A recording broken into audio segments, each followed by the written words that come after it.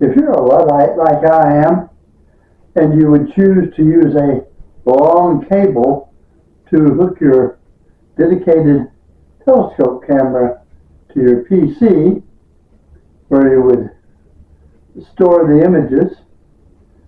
I use SharpCat Pro.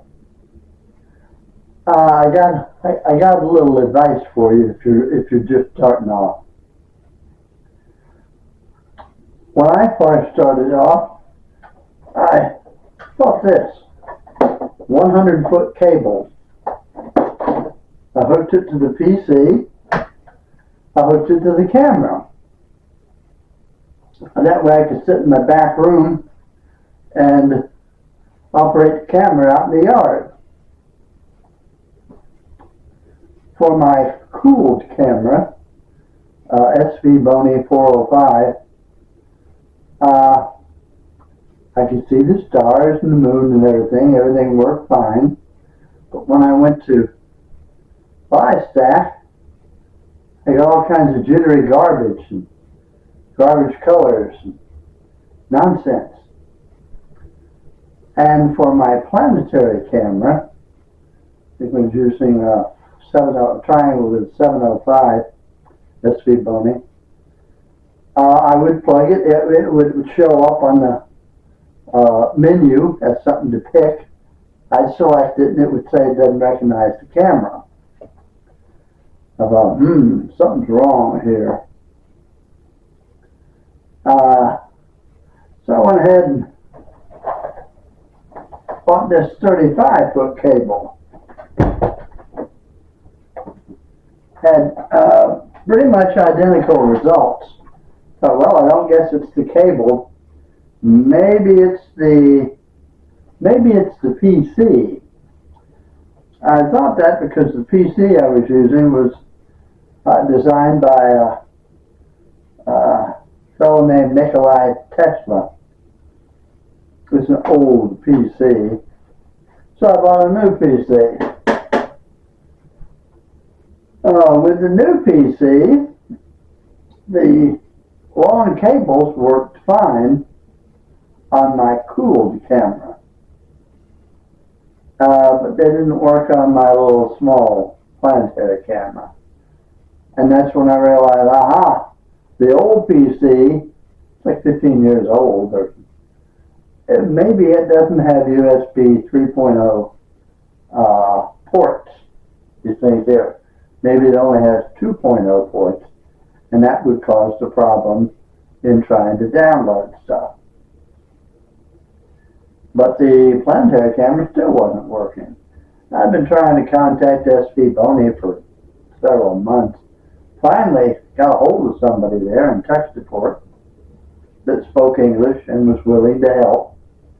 And they said the problem I was having was planetary cameras, the little one without the air conditioner on the back, don't have boosters inside. What I needed was a booster.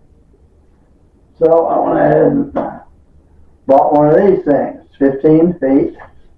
And as you can see, there's a booster here. So you plug your regular cable into the camera and you plug the other end into this thing. And then you plug the other end of this thing into the PC. Worked fine, worked great. Of course, it was only 15 foot long. I thought, well, I've already spent a fortune on cables. I'm not even showing you the 15 foot and 10 foot one I bought. But I risked it. So I bought an oven just like this. And I plugged instead of plugging the end into the PC, I plugged it into the booster on the second cable. That gave me 30 foot. And everything's worked fine and dandy since then. I still have to be next to the PC when I'm focusing with my Batman mask. And when I'm trying to star align, not when the star align, when I focus and when I do a polar alignment, I need to be right there.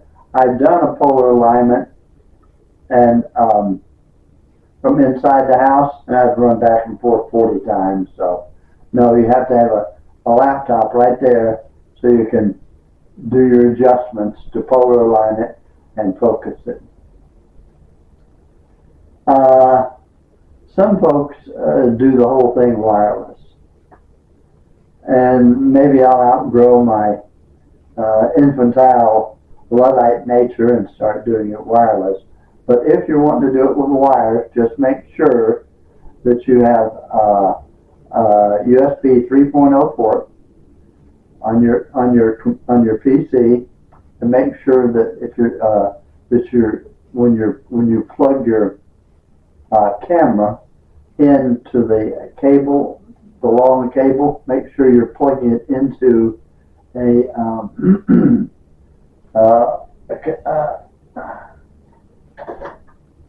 cable like this that has a booster. Plug it into the booster, and if you need, and I tried this on 30-foot 2, it didn't work.